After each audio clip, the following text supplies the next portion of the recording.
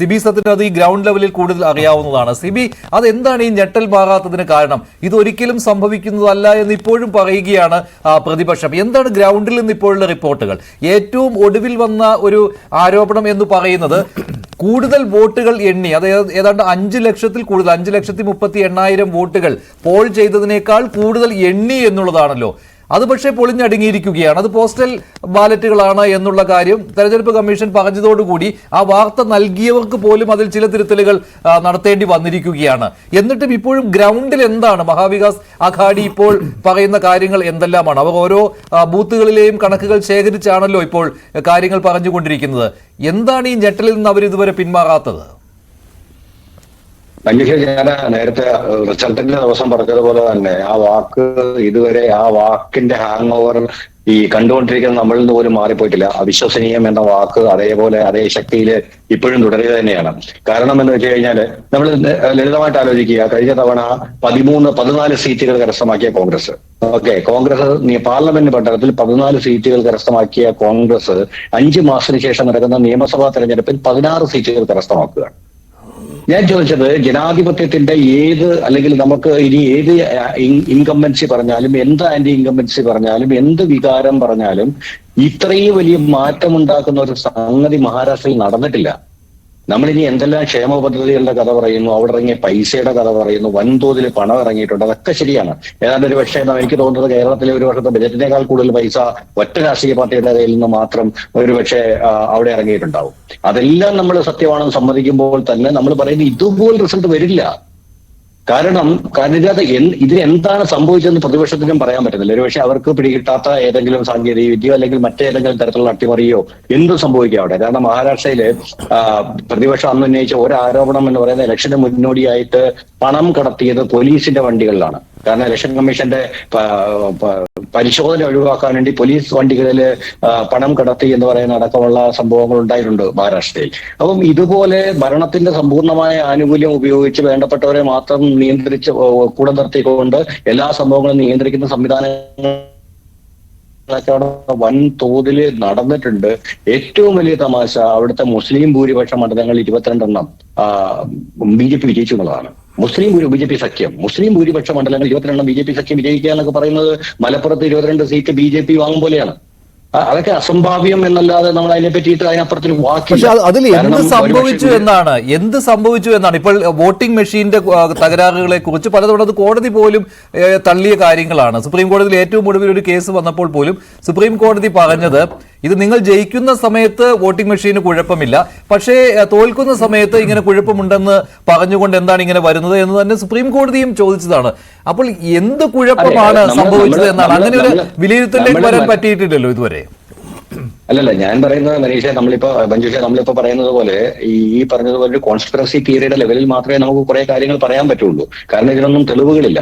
ഈ തെളിവുകളില്ലാത്തത് കൊണ്ട് തന്നെ ആൾക്കാർക്ക് പുച്ഛിച്ച് തള്ളാം. പക്ഷെ ഇതിന് നമ്മൾ മനസ്സിലാക്കേണ്ടത് ചില ക്രൈം ത്രില്ലറിന്റെ തിരക്കഥകൾ പോലെയാണ് ഈ ചില കാര്യങ്ങൾ സംഭവിക്കുന്നത്. അതായത് വളരെ കൃത്യമായിട്ട്, അതായത് നമ്മളിപ്പോ നോക്കുക, നമ്മൾ കഴിഞ്ഞ 4 നിയമസഭാ തെരഞ്ഞെടുപ്പ് നോക്കുക. ഈ 4 നിയമസഭാ തെരഞ്ഞെടുപ്പിൽ ആദ്യം നടന്നത് ജമ്മു കാശ്മീരിലാണ്. ജമ്മു കാശ്മീർ തെരഞ്ഞെടുപ്പ് കോൺഗ്രസിനോ BJPക്കോ വളരെ പ്രാധാന്യമേറിയ ഒരു തെരഞ്ഞെടുപ്പല്ല. അത് നാഷണൽ കോൺഫറൻസും മുഫ്തി മുഹമ്മദ് സയ്യിദിന്റെ പാർട്ടിയും തമ്മിലുള്ള ഒരു മത്സരമാണ്. അതിനകത്ത് ഈ കോൺഗ്രസും BJPയും സഖ്യകക്ഷികൾ മാത്രമാണ്. അപ്പൊ അത് ഉറപ്പായിട്ടും ഇന്ത്യ സഖ്യത്തിന് വിജയിക്കുന്നു. നമ്മുടെ കോൺസ്പിറസി തിയറിയുടെ ഭാഗമായിട്ട് വേണമെങ്കിൽ വിട്ടുകൊടുക്കുന്നു എന്നാണ്. വിട്ടുകൊടുക്കുന്നു എന്ന് പറയുമ്പോൾ ഇങ്ങനെ ഒരു വോട്ടെടുപ്പിൽ ക്രമക്കേടൊന്നും വരുത്താതെ അതങ്ങ് വിട്ടുകൊടുക്കുന്നു, അങ്ങനെയല്ലേ? എന്തുമാകാം നമ്മളത് അത്തരത്തിലുള്ള ഒരു കാരണം ഞാൻ നേരത്തെ പറഞ്ഞതുപോലെ മഹാരാഷ്ട്രയിലെ ഫലം കണ്ട ശേഷം നമ്മൾ റീവിസിറ്റ് ചെയ്യുമ്പോഴാണ് നമ്മൾ ഈ പറഞ്ഞ പോലെ നമ്മളൊരു റെട്രോസ്പെക്റ്റീവ് എഫക്റ്റിൽ കാര്യങ്ങളിലേക്ക് ചിന്തിക്കുമ്പോഴാണ്, നമ്മൾ പിന്നിലേക്ക് പോയിട്ട് അവിടുന്ന് ഒന്നേന്നും പറഞ്ഞ് തിരിച്ചു വരുമ്പോഴാണ് നമുക്കിതൊക്കെ കാണാൻ, നമുക്ക് കുറച്ചുകൂടെ ക്ലാരിറ്റി വരുന്ന ചില സന്ദർഭങ്ങളുണ്ട്. അപ്പൊ അതിനകത്ത് നമുക്ക് വേണമെങ്കിൽ ഞാൻ നേരത്തെ പറഞ്ഞതുപോലെ ഇത് നമ്മൾ കണ്ടുകൊണ്ടിരിക്കുന്ന ഒരാളെന്നല്ല, ഞാൻ ഇതിന്റെ ഒരു കോൺസ്പിറസി തിയറി പാർട്ടിനെ കുറിച്ച് മാത്രമാണ് പറയുന്നത്. അതായത് അപ്രസക്തമായ സംസ്ഥാനങ്ങൾ വിട്ടുകൊടുക്കുന്നു. അതിനുശേഷം രണ്ടാമത് വന്നത് BJP കോൺഗ്രസും നേർക്കുനേർ മത്സരിക്കുന്ന ഹരിയാന.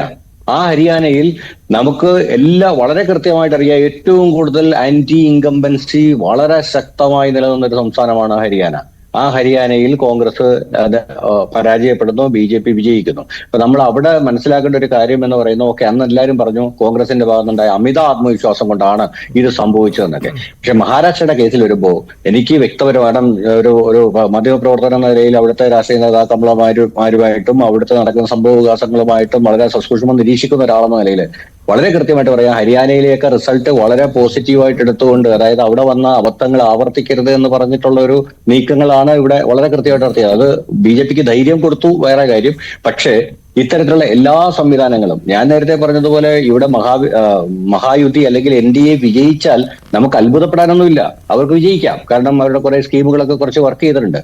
പക്ഷെ ഈ വിജയിച്ച രീതി, ഈ ഒരു ലാൻഡ് സ്ലൈഡ് വിക്ടറി, ഈ വിക്ടറി നമ്മൾ ഈ നേരത്തെ ഞാൻ പറഞ്ഞ കോൺസ്പിറസി തിയറി അല്പം കൂടെ എക്സ്റ്റെൻഡ് ചെയ്യുകയാണെങ്കിൽ, അതായത് ഈ നിലവിൽ BJPക്കൊപ്പമുള്ള ഷിൻഡെക്കോ അജിത് പവാറിനോ ഒന്നും ഈ സഖ്യം വിട്ട് പ്രതിപക്ഷത്തിന്റെ കൂടെ പോയി ഒരു പകരം ഭരണ സംവിധാനം ഉണ്ടാക്കാൻ പറ്റാത്ത രീതിയിൽ ഡിസൈൻ ചെയ്യപ്പെട്ട ഒരു റിസൾട്ടാണിത്. നമുക്ക് അങ്ങനെ കാണാം അതിനെ. കാരണം 53 സീറ്റുകൾ മാത്രമേ ഉള്ളൂ അവർക്ക്. ഇതിൽ ഏത് പാർട്ടി അപ്പുറം പോയാലും അവർക്ക് സർക്കാർ രൂപീകരിക്കാൻ പറ്റില്ല. എന്ന് മാത്രവുമല്ല, ഷിൻഡെയുടെ പാർട്ടിയിലും നമ്മളുടെ അജിത് പവാറിന്റെ പാർട്ടിയിലും BJP പ്ലാൻ ചെയ്ത BJP നേതാക്കന്മാർ തലേന്ന് അവരുടെ പാർട്ടി നോമിനിയായിട്ട് മത്സരിച്ച ഷിൻഡെ പക്ഷത്തിന് 13 സീറ്റുകളും അജിത് പവാറിന്റെ പക്ഷത്ത് 5 സീറ്റുകളും ഉണ്ട്. ഇനി അഥവാ അവർ വിട്ടുപോവുകയാണെങ്കിൽ ഇവർ 5-6 പേര് രാജിവെച്ചാൽ മാത്രം മതി, കേവല ഭൂരിപക്ഷം അപ്പുറത്ത് കിട്ടില്ല. അപ്പൊ ഇത്തരത്തിലുള്ള മുഴുവൻ സാധ്യതകൾ ഉപയോഗിച്ചുകൊണ്ട് വളരെ കൃത്യമായിട്ട് ഡിസൈൻ ചെയ്യപ്പെട്ട ഒരു തെരഞ്ഞെടുപ്പ് എന്ന് ചിന്തിക്കത്തക്ക നിലയിലേക്കാണ് അവിടെ കാര്യങ്ങൾ നീങ്ങുന്നത്. സഖ്യകക്ഷികളിലൊക്കെ സമ്മർദ്ദം ചെലുത്തുകയും അവരെ വരുതിക്ക് നിർത്തുകയും ചെയ്യുക എന്നുള്ളത് അതൊരു തെരഞ്ഞെടുപ്പ് തന്ത്രത്തിന്റെ ഭാഗം തന്നെയാണ്. അതിൽ BJP എപ്പോഴും വിജയിക്കാറുണ്ട്. മഹാരാഷ്ട്രയിലും അവർ വിജയം കണ്ടു. അതിൽ ഷിൻഡെ ശിവസേന മുഖ്യമന്ത്രി സ്ഥാനത്തിന് വേണ്ടി 2-3 ദിവസം അവകാശവാദം ഉന്നയിച്ച് പിടിച്ചു നിന്നു. പക്ഷെ ഉപമുഖ്യമന്ത്രി പദത്തോടു കൂടി അവർ അതിന് വഴങ്ങുകയും ചെയ്തു. സ്വാഭാവികമായിട്ടും BJPക്ക് അല്ലാതെ മുഖ്യമന്ത്രി പദവി മറ്റൊരു കക്ഷിക്ക് അവിടെ കൊടുക്കുവാൻ കഴിയുകയില്ല. കാരണം അത്രയും തിളക്കമാർന്ന വിജയമാണ് BJP നേടിയിട്ടുള്ളത്. മുന്നണിയാണ് നേടിയതെങ്കിലും സീറ്റുകളുടെ കണക്ക് നോക്കുമ്പോൾ BJP അത്ര കണ്ട് മുന്നോട്ട് വന്നിരിക്കുകയാണ്. കേവലം 16 സീറ്റിൽ മാത്രമാണല്ലോ തോൽക്കേണ്ടി വന്നിട്ടുള്ളത്. ശ്രീജിത്ത് പണിക്കർ, എന്തായാലും ഈ വിജയത്തിൽ ഒരു തർക്കവുമില്ല, അത് ഐതിഹാസിക.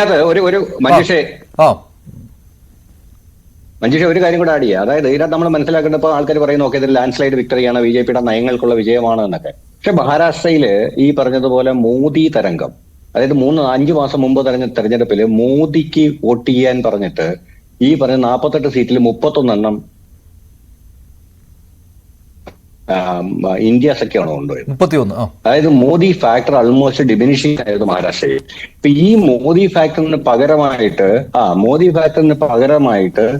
ഈ പറഞ്ഞതുപോലെ ഫഡ്നാവിസ് ഫാക്ടർ ഉയർന്നു വന്നു, അല്ലെങ്കിൽ ഷിൻഡെ ഫാക്ടർ ഉയർന്നു വന്നു എന്നൊക്കെ പറയുന്നതൊക്കെ അസംഭാവ്യമാണ്. പക്ഷെ അത് സർക്കാരിന്റെ നേട്ടം എന്ന രീതിയിലാണല്ലോ സർക്കാർ കൊണ്ടുവന്ന പദ്ധതികളും അതുപോലെ തന്നെ പ്രചാരണത്തിലെ വാചകങ്ങളും അതൊക്കെ ജനങ്ങളെ സ്വാധീനിച്ചിട്ടുണ്ട് എന്നുള്ളതാണല്ലോ വിലയിരുത്തൽ വരുന്നത്. ഇതെല്ലാം നമുക്ക് അത് കൃത്യമായിട്ട് തെരഞ്ഞെടുപ്പ് നടന്നിട്ടുണ്ട്, ഈ അട്ടിമറി നടന്നു എന്നൊക്കെ പറയുന്നത് വെറും ആരോപണങ്ങൾ മാത്രമാണ് എന്ന് പറഞ്ഞ് മാറ്റി നിർത്തുമ്പോൾ അതിന്റെ മെറിറ്റിലേക്ക് വരുമ്പോൾ ആ സർക്കാരിന്റെ വിലയിരുത്തൽ തന്നെ, ഷിൻഡെ സർക്കാരിന്റെ വിലയിരുത്തൽ തന്നെ അവിടെ നടന്നിട്ടുണ്ട് എന്നാണ് പറയുവാൻ കഴിയുന്നത്. ശ്രീജിത്ത് പണിക്കർ.